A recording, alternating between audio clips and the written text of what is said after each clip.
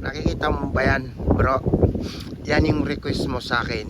Kaya lang, hindi matutuloy ngayon gawa ng umaambon. Kaya medyo natatakot ako bumaba dyan sa Snake Road.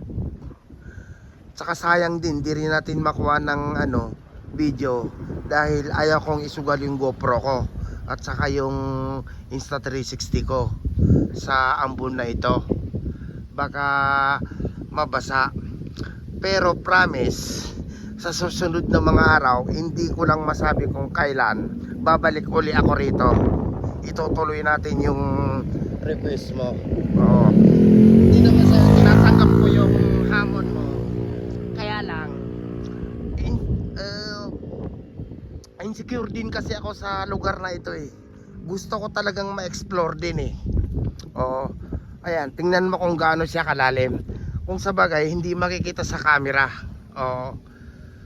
Ayun ang pupuntahan natin. Ayan, yung kabilang kalsada. Yan ang pinakamalalim. Yan. Kung hindi sana umaambon,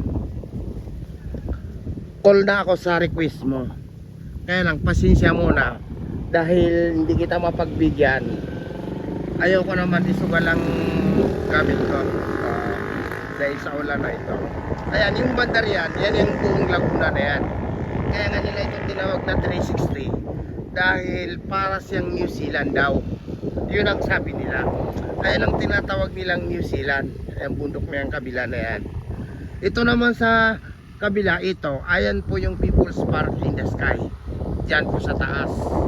Yan yung isang tourist spot dito sa Tagaytay na laging maraming tao dyan sa taas. Yung tower na yun. Tagaytay Island yata to. Yung mga building doon sa kabila. Yun. Yan. Tarik nga. Sayang yung effort ko pagpunta rito. Pagdating ko lumalakas na yung ambon, no? Parang ulan na ito eh. Pero next time, bro, mapapanood mo rin to. Yan yata yung Snake Road na yan, yung tower na yan. Diyan tayo bababa kung sakaling natuloy ako. Kaya lang, siyempre tatakot din tayo. O sige, dito na lang. At least nakita mo, andito ako sa Dapdap East. Pinuntahan ko talaga.